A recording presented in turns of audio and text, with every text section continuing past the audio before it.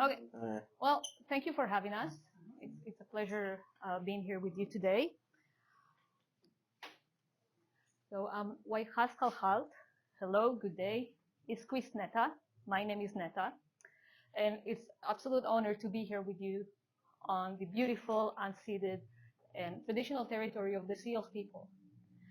And coming out of Truth and Reconciliation Week, land acknowledgement is a first important step towards truth and reconciliation, but we need to remember that it is the first step. So learning and unlearning is crucial for us to learn the truth.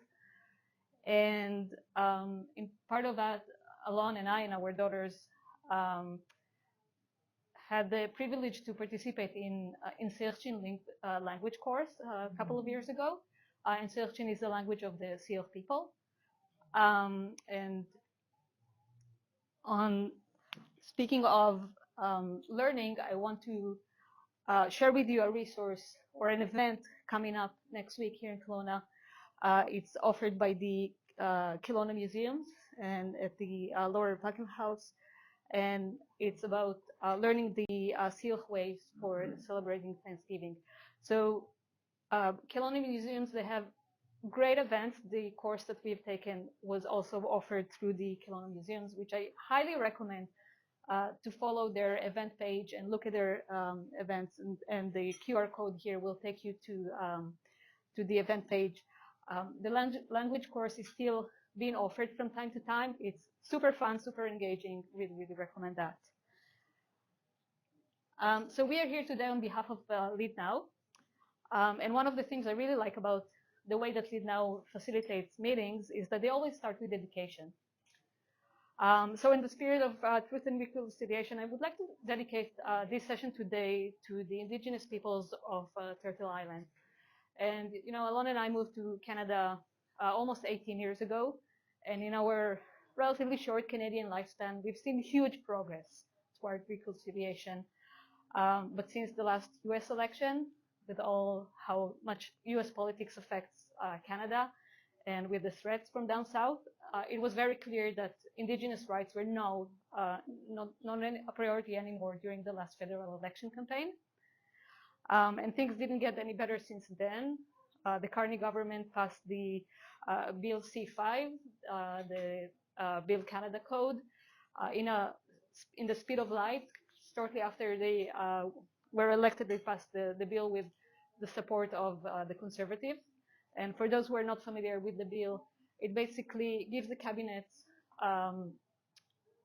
the power to override environmental assessments, legal safeguards, and Indigenous consultation. And if you think a little bit more in the micro level here in BC, things are not looking very well either. If you remember a few months ago, the Conservatives kicked out an MLA from the Conservative caucus because she had very racist and awful comments on residential schools.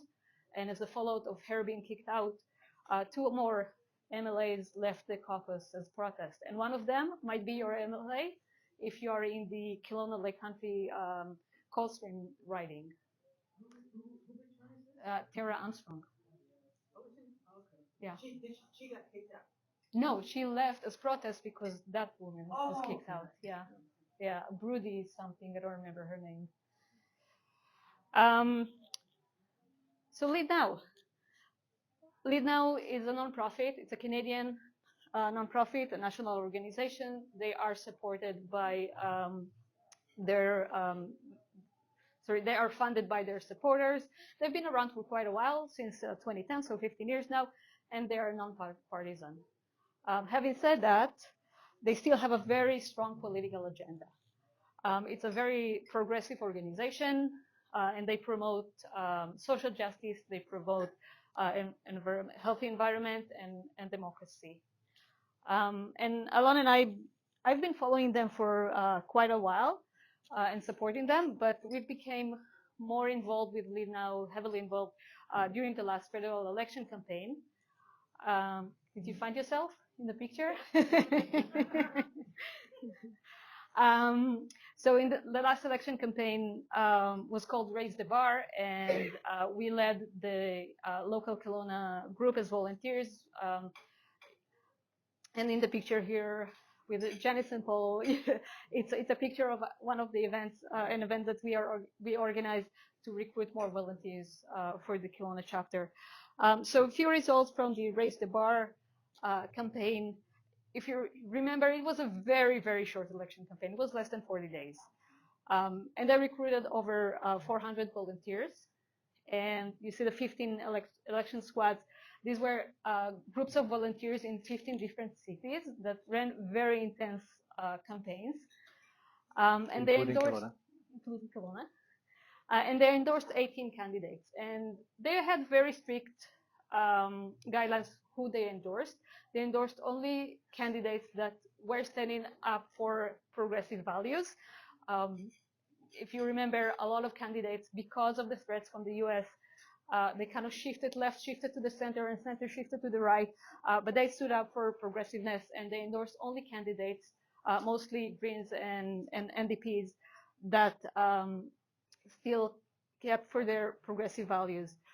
Here in Kelowna, we didn't endorse anybody, simply because the endorsement decisions were very strategic. They endorsed and supported candidates in ridings where it was clear that they had some chance. Here in Kelowna, obviously, the Greens and NDP had no chance. So what we did, we kind of ran a campaign to convince people to divert their votes from the Conservatives. And with all those beautiful results and really great campaign that ran, you all know that the left got hit pretty hard in the last election. And out of the 18 candidates that they supported, only 6 actually won their seats. Can I ask you a question? Yes. So when you say you're nonpartisan, I mean, it is kind of partisan, isn't it? Yes. It's not really nonpartisan. So they don't support a party per se, but Right. yes, they have very strong political agenda. Yes. Yeah. Yes. Maybe lean towards one or the other, not the Yeah. and So maybe have commonality with the left or right more than others, but benefiting, it's more beneficial. yes, to and their ideals. and if you look at the candidates they endorsed, there were people from Green and people from the NDP. They didn't endorse people just for one candidate, just from one party. So maybe it's worth clarifying that the organization is nonpartisan, so they are not affiliated with any specific candidate or party as a default, but the campaigns itself was partisan because they were endorsing specific candidates. And actually we got into a bit of a, or I don't know if you're there, but a bit of a discussion whether it's really being nonpartisan when you're saying don't vote for Pierre Poilievre. Right. And legally speaking, telling people not to vote for a candidate is still partisan. So, but again, the campaign was partisan, but the organization is value driven and saying these are the values we believe in, and we will endorse candidates that adhere to these values, not because they are affiliated with the party. Right. So are you guys you're not a charity or a nonprofit? It's a nonprofit, yes. And we are volunteers. We are not part of the I'm just staff. asking. Yeah, I'm not yeah. against what you're saying. Yeah. I think we got that when you were here. Okay, so that was election. That was a few months ago. It's October now, and Leadnow is still very active. They didn't take a break. So this is kind of a snapshot of the campaigns they're running now. We will talk about homes soon, but they also have campaigns on many other different issues. For example, here, the brutality of the war in Gaza and environmental issues like pipelines.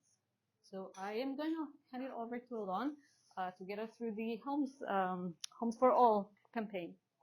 Okay.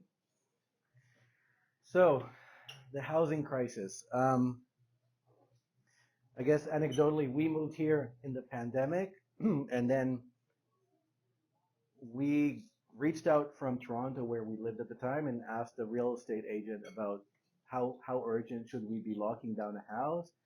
And we were told, yeah, that's fine. It's Kelowna. You can come for a few days in Thanksgiving, but you only have a handful to look for and whatnot.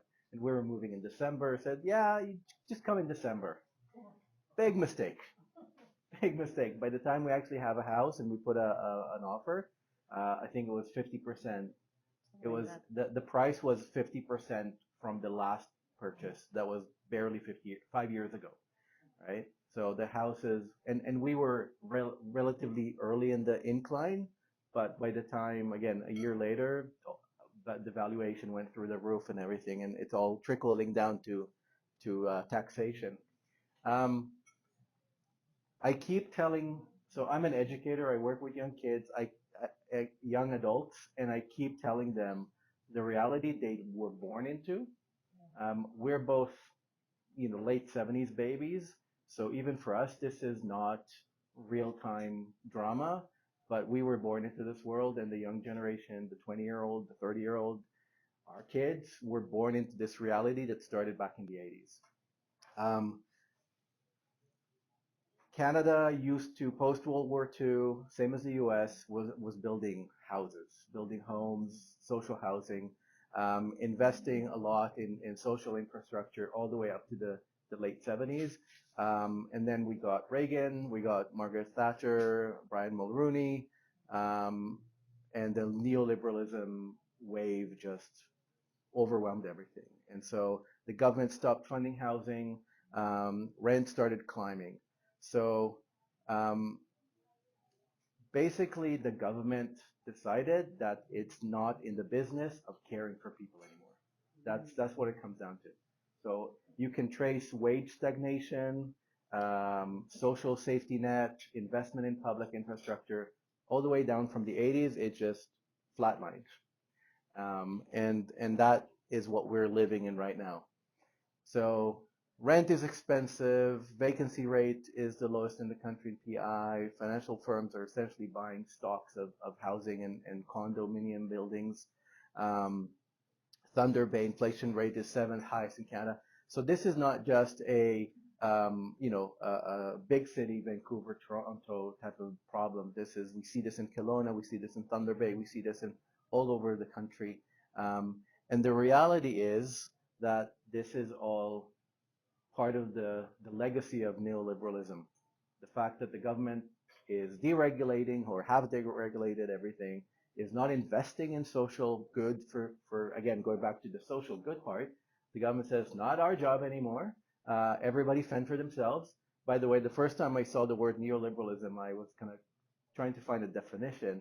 What does it really mean? And people were giving me different mixed signals. I guess I would sum it up. It's basically saying everybody fend for yourself. Tough luck. In one word, neoliberalism is tough luck. You're lucky you were born rich, great. You're born poor, tough luck. Get on with it, right? We don't care. So that's what the government's been peddling for the last several decades. And the that Leadnow is trying to advocate for is we want the government to be back in the business of building homes. We want to basically bring back the government into actually caring for society and realizing that the government is collecting taxes for the purpose of caring for the general good. Yeah, general good. Common good. There we go. Common good. That was the term I was looking for. And that's the home for all. And this is a very important time in history for us because this is the first time that somebody in government, Carney specifically, the prime minister, said, we're gonna invest, right? They're basically saying we're gonna create a new entity. It's gonna be doing a lot of housing, a lot of bring back buildings and homes, and that's great. Now we just need to make sure they do it right. And again, considering that the government has leaned further right relatively to the former government, there is a genuine risk that saying we're going to invest in housing doesn't mean that the housing will be affordable or that it would actually change the paradigm in which we live in. So that's what we want, right? And so I was actually looking at some statistics, and one of the arguments being made is that there's a huge influx of apartments and condo buildings out in the market. But that's not the problem. The problem is, are they affordable? Are they being built where they need it? And as long as it's for-profit housing, for-profit apartments, for-profit condominiums, it will not be affordable. I was kind of looking at wage stagnation statistics, and Statistics Canada did a really big analysis all the way from the 80s to 2024, and you can really see that if you're a medium income earner, you've been stagnant for the last 40 years. If you're below the median, your wages actually went down, like 6% below. If you're in the top percentile, you got 50% richer. And if you're in the top 1 percentile, you're 75% richer. So the wages are not just stagnant. On average, they're growing faster for rich people and they're going down for poor people. And so the reality is, as long as we keep for-profit housing and not invest in non-for-profit housing, we're not going to actually fix this equation, because people will still, the rich get richer and they're going to buy more apartments and more houses for investment. And that's what we're seeing. The single biggest shareholder of purchasing for new apartments are purchased for investment, not first-time homeowners. That's the single biggest number of percentage of new apartments being bought by investment or for investment. Do you see that with the Airbnb thing? Like people buying for Airbnb and then renting it out? So when the Airbnb was Wild West, loose and goose, yes. Yeah. But even without it, right? People are buying it for investment. And again, we're kind of talking on the car on the way here. You have apartments being left vacant for the fact that the value of the property and the value of the land grows whether you let someone in or not. And if you let somebody live there, you're losing money because you need to keep maintaining it. But it's cheaper to leave it empty, right? So unless you force people to actually rent it out, then why would they, right? And so again, the cost here is an issue. So forcing the government to try and do the right thing and doing non-for-profit or even cooperative purpose-built housing, we're not going to be able to change this equation.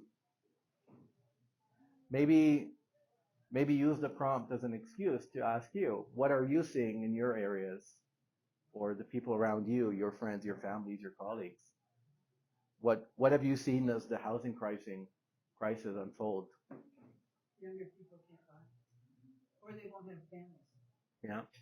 And they even are having a harder time renting, whereas before a person working full-time might have been able to afford a bachelor suite or even a one-bedroom. Now young people are having to live with multiple roommates just to cover the rent. And also related to that is affordability is income, and that's the foundational is whether it's expensive, the other problem, but if you don't, it's available, you can't have the money or income. It's Yeah. like you said, stagnated. It's ridiculous. Valley grew up one income, 4 kids, 1 job, and you get a nice bungalow garage. It's like I just feel for the kids nowadays that very little low, high income earning jobs in Kelowna, unless you're some already professional. Yeah. It's just ridiculous. Yeah. You need more than 2 income earners to actually afford to buy an apartment, not even a house. Yeah. Well, a lot of the houses that are built in there are fancier than they were 20, 30, 40 years ago. Yep. Now they're big and fancy, 3 or 4 bathrooms, whatever. Yeah. Used to get a small bungalow that one, 3-bedroom, 1 bathroom. Can share our own family story that we came to Canada in 2008 as international students. So we were lucky to live in university residence. By the time we graduated, rent in Toronto was so high that we had to move an hour commute from work. And then as a family, being renters, there's always the stress that you may be kicked out any day, and you have school-age kids. It means that if you have to move schools, you have to everything, like your life turns upside down completely. We had friends that had to live 2-3 hours commute from work.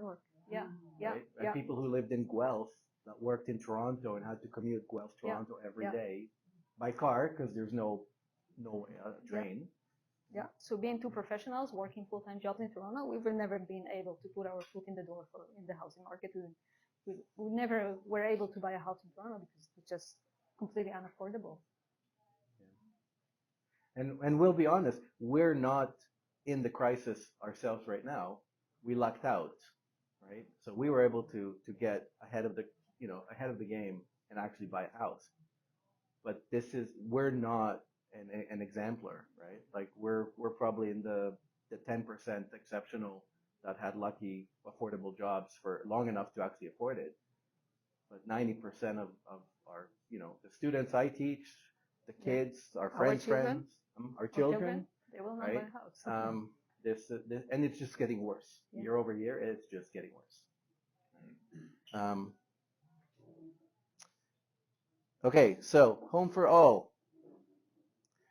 This is what Leadnow is demanding, and this is what they want everybody to support and raise the voice and speak louder. Demand the government to prioritize nonprofit co-op public housing at scale. Again, this was standard back in the 70s and the 60s and the 50s, right? I looked at the stats. They were saying, what, 16%, I think? 16% of new home built back before the 80s, 16% were built by the government. Now it's about 3%. So it's less than a fifth, right? It's like tiny. Vacancy and rate control. Again, there's a hot debate about whether vacancy and rent control makes sense. The fact that, again, companies, right, investment firms are buying condominium buildings, apartment buildings, and letting them sit still because people can't afford it, and they prefer letting it stand empty than letting people rent it at reasonable cost, affordable cost, is just unimaginable. It's just inhumane. Do we have that here with that empty home tax? Sorry? Do we have that here where there's so much empty? Because we have that empty home tax here. I don't know. Is it municipal or provincial? It's in Kelowna. Yeah. Like the previous NDP government put in this empty home tax. Yeah. So if you have an empty apartment or condo, Yeah. you have to pay a special tax. And how much is it? I don't know.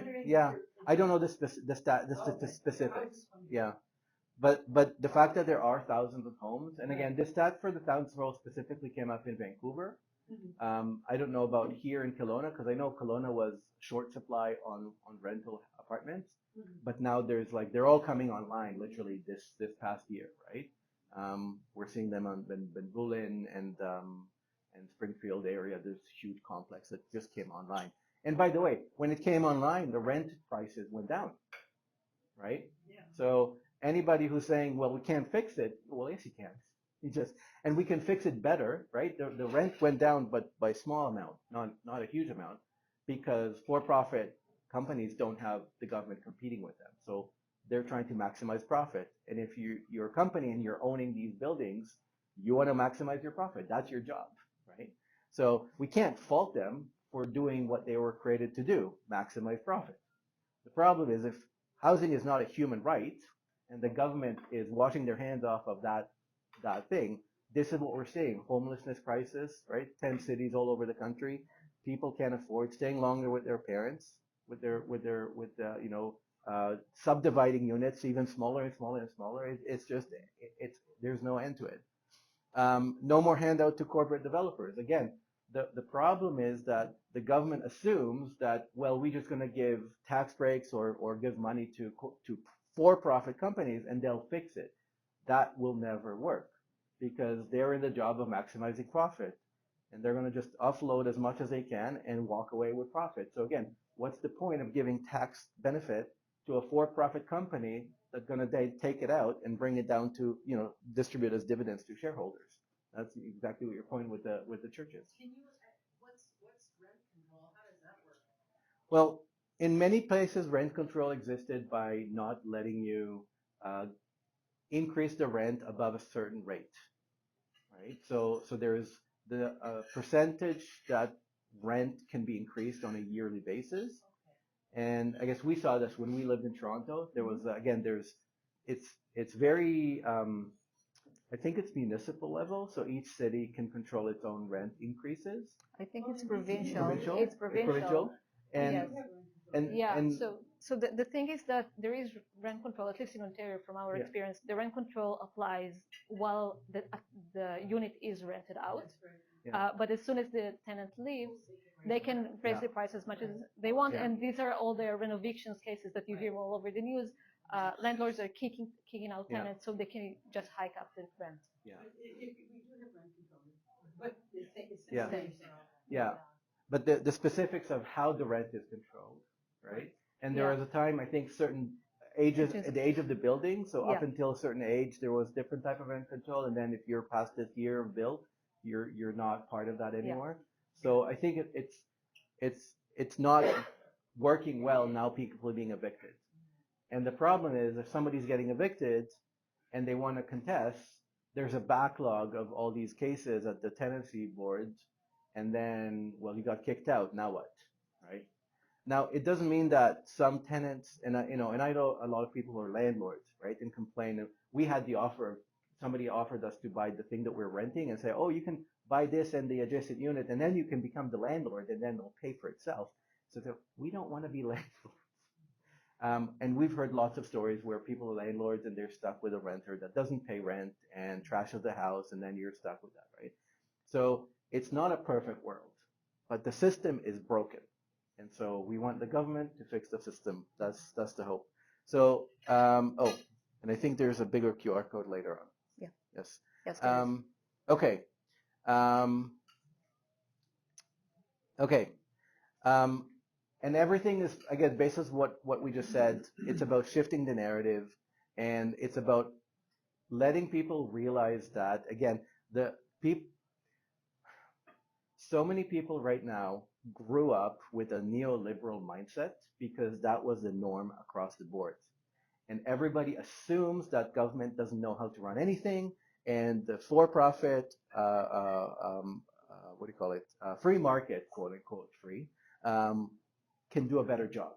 If you let the government walk away and let everybody put price tag and whatnot, buyers, sellers, everything can take care of itself. That we have facts that it doesn't work. So we want to change the narrative that for-profit building supply and demand does not work. We want to shift the narrative to public intervention. Regulation is not a bad word. Regulation is safeguarding society, is looking for the common good for people, right? We want to make sure people understand the blame of where we are right now is absolutely in the hands of corporate developers and investors who literally want to make the most money as much as they can from spaces where people are expected to live in, which makes no sense. Yes, you should make money, and it's great to make money, and rich people make money, and it's not a fundamental bad thing. But if it's a bad thing because people live in the street in houses, in tents because they're homeless, we're doing it wrong. So not everything should have a price tag, and I think Canada, at least for now, is a relatively good example of standing ground with healthcare as compared to the US.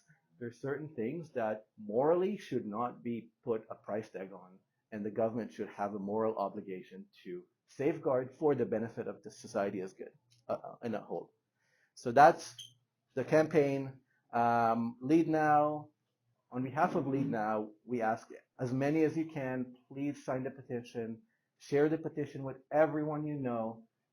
Tell them if you're worried about the crisis, if you're worried about the crisis for yourself, your friends, your family, your kids, your grandkids, anybody you think will be impacted, this is the moment in time that we want everybody to speak loud and clear so the Carney government understands this is what we want as a society. And this is on is this the main initiative that you guys are doing right now? This is the main initiative that we're involved in, yes. And again, as Neta showed, there are a few other initiatives happening, but this is the one that's currently super active because of the timing of they made the announcement and they haven't actually put anything in the sand yet, or not officially. So we want to make sure, again, seize the moment and let them know that before they commit to anything, which may look like tax benefits or investment in for-profit housing, let them know that this is what we want. Okay. Okay. Any questions?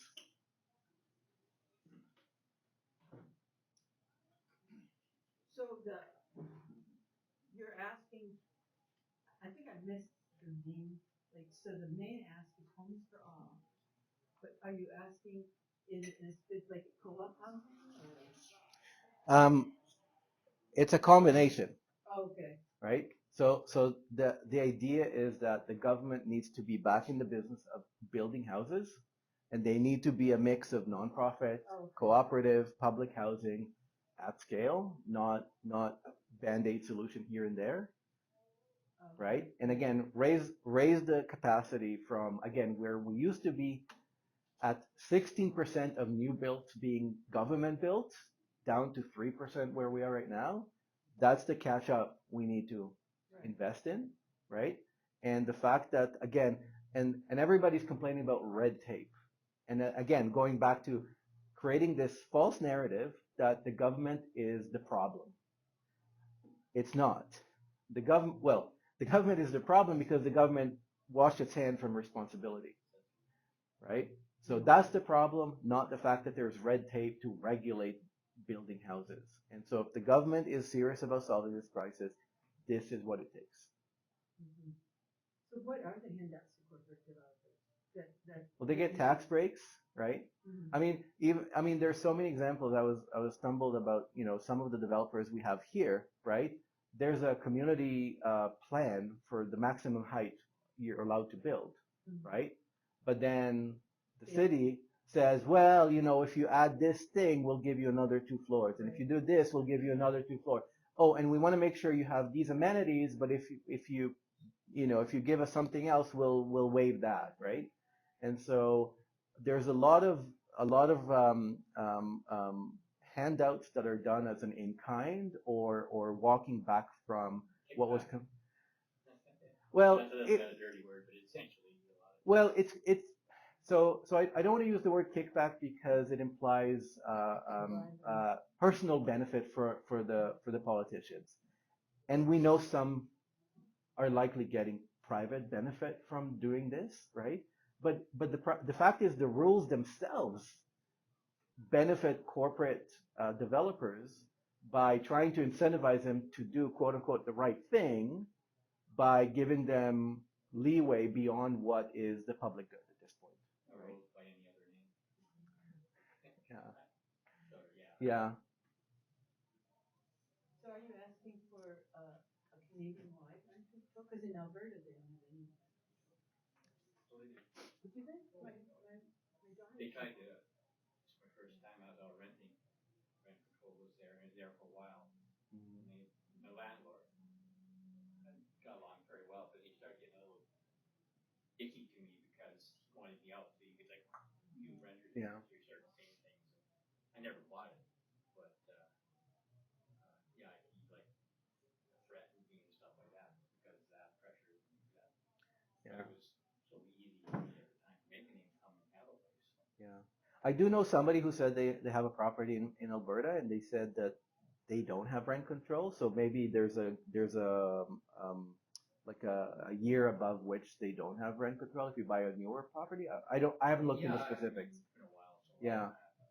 Like you say, it's that rent control was there for, I looked at it from the 1800s almost. She gave me a form one time and it was an Alberta one, but from 1920 or something like that. So I crossed out 10 lines. Yeah. I had to notify them if I had a guest over and stuff like that. Yeah. Things like that. That was there. But Yeah. It seems like I don't know this area all that well.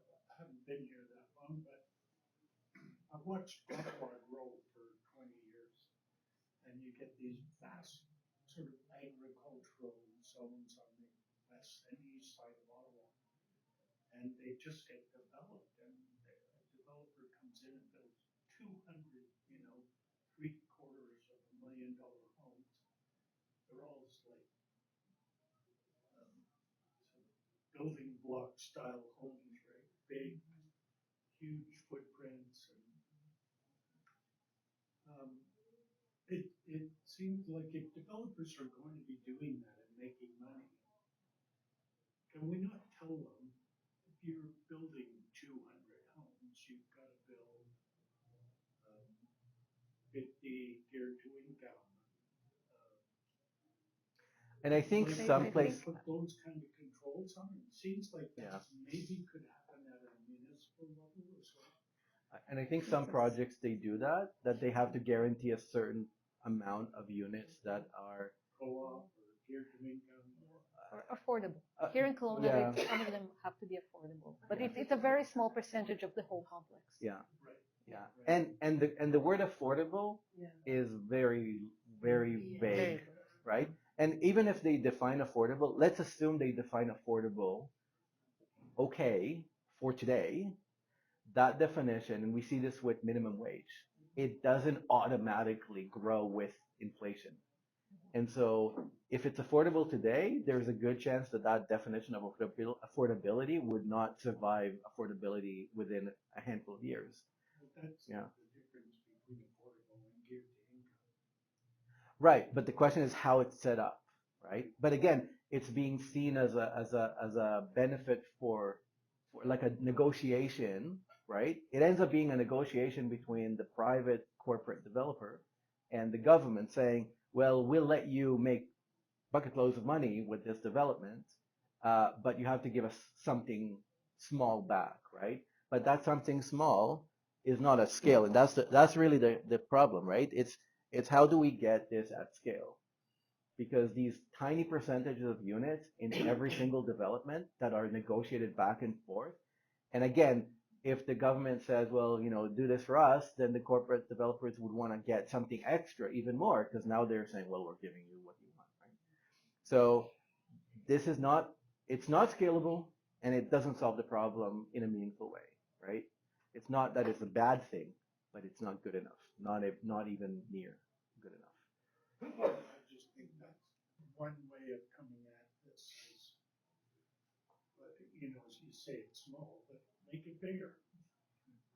You're making these millions and millions in profits. Mhm. Those profits have to go back into housing for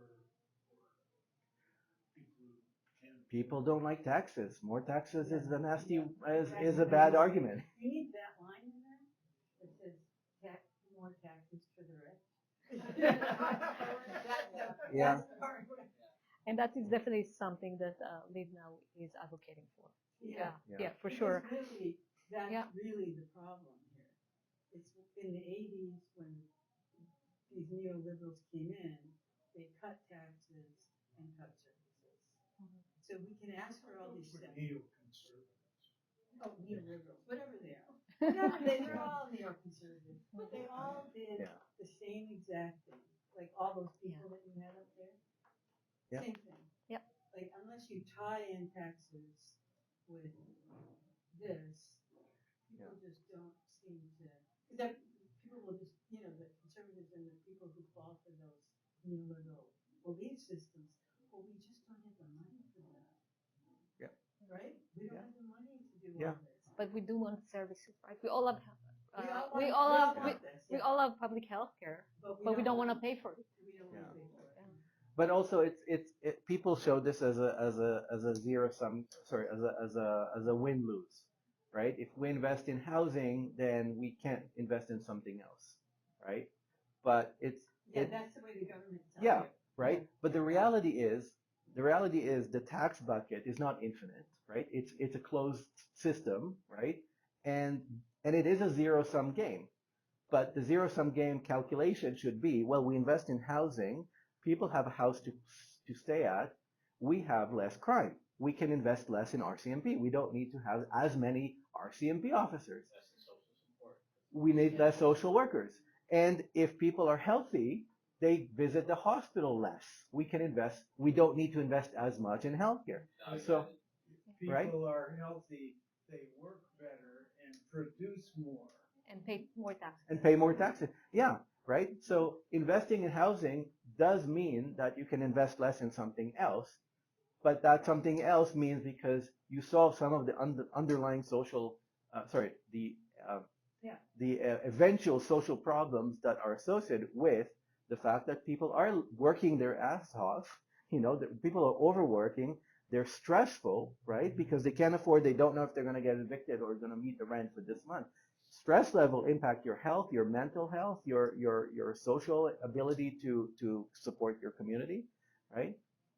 There's so many, in healthcare, it's called the determinants of health, right? If you look up what are the social determinants of health, you can see that if you give somebody a safe place to live in, it solves so many other things later and can save you so much more money because you need less RCMP, you have less, the insurance will go down, right? If you have less risk for less crime, your insurance goes down. People make more money because they're healthier. People can give back to society because they're happier and they're healthier and they have more time on their hands, right? And people don't need to work 4 jobs to make ends meet. So all this is really just big house of cards that lives on the premise that governments shouldn't interfere in daily lives, which is fundamentally a problematic assumption that only benefits the rich and the wealthy and the powerful and lets everyone else just fight for leftovers. Well, I do believe in at least government as necessary, but at the roots of it, it has to be a fair and just society. Mm-hmm. And social studies 101, food, shelter, clothing, is like you say, should it be a human right? Perhaps, because on the end of it, yeah, free market economy, yeah, it has very powerful things, but if it doesn't serve equally to society, it's not just. Yeah. And so, yeah, little of government as possible, but the rules from the ground up should be installed that benefit society on an equal basis. I always often see a guy, as an analogy, a guy at nighttime.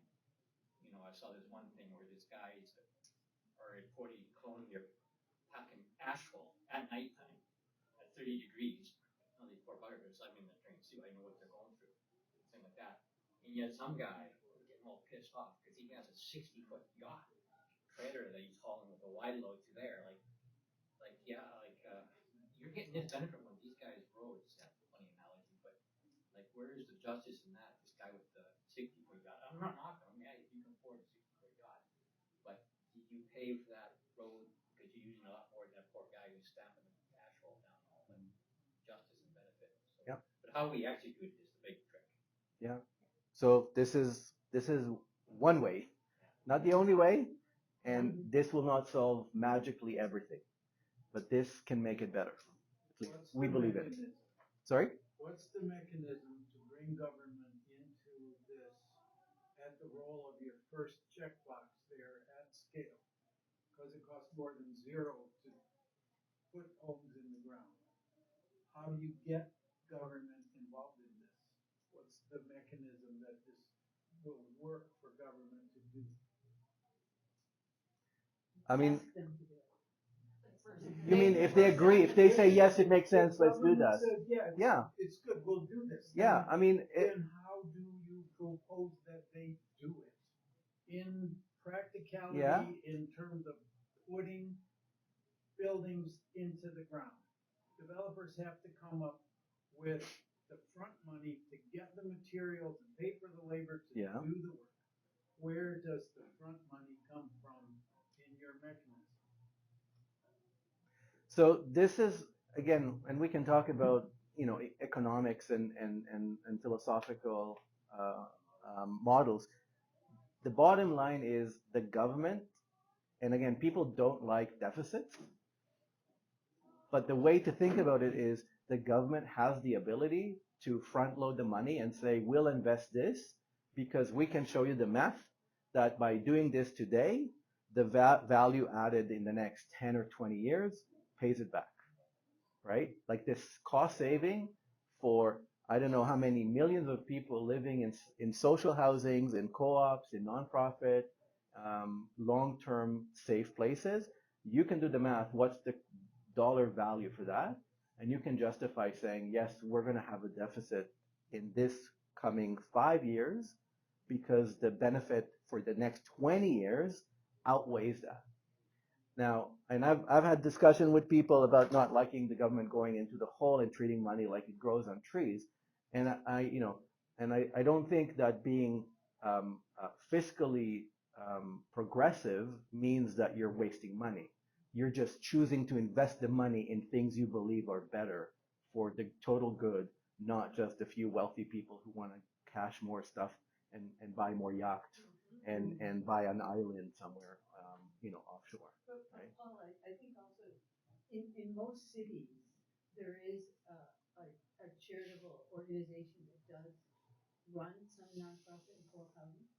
Like I know in Nelson, where I used to live, they whenever they get money, they build more nonprofit co-op housing. Habitat for Humanity. Yeah, things like that. there are organizations. But So it's if, not enough. It's not a scale. Yeah. no, but Yeah. if they were to give more money to, because these organizations are always begging for money. So if they were to get more money, they could do it on bigger scales also, in addition to the other stuff. It comes down to execution. Get the churches to do it. Yeah, sell their land. Like Yeah. they did in Summerland. Oh, yeah, yeah, that was good. It sounds like though, like a situation of 1,000 cuts from, like you said, the 80s really stands out to my mind. When I kind of earlier I said from what single guy income guy who had a nice house with a family of 4, no problem making my dad stuff like that, and worked hard. But and then after 80s, like where did all the changes go? And all of a sudden I'm thinking free and fair trade, international NAFTA. Well, that's in principle that's a good idea, but it was never fair. It was never free. Yeah. The corporations just left Canada. We used to have a manufacturing base in this country, which has got all overseas. And I don't mock bringing other countries in the world up to a certain standard. But was it ever free or fair? What cost did our society pay? I'm a union member in many places and stuff like that. Had pluses and minuses. But then all of a sudden, everything's becoming essential services, and the government can just legislate them back to work all of a sudden. Post office. And is it BC medical strike now? Is that what I'm thinking? Yeah. What ETFs or like Yeah. teachers are like Yeah. Air Canada teachers like, oh, it's essential. Well, yeah, it's essential for the corporations to make profits and stuff like that. But to take a guy's rate of free association, foreign group, and then all of a sudden, you don't got any power or say anymore because you're just too important. Yeah. So it's so many little things that got us here. Yeah. And how do we get that back? What do you know about Canada Land and Housing? You know that, No. that department where they try to develop federally owned properties? Like I know in Calgary there was a Air Force military base within close to downtown, and they had tiny little homes on them, Air Force base homes, and they took that property and redeveloped it. So maybe that kind of department could go ahead and Yeah, I mean, develop affordable homes. was it the CHMC, the Canada Housing Yeah. Corporation? Yeah. Yeah, I mean, we have agencies that administratively could manage this, right? Do they have the right capacity? Probably not, because the government was out of the building houses business for 40 years. Yeah.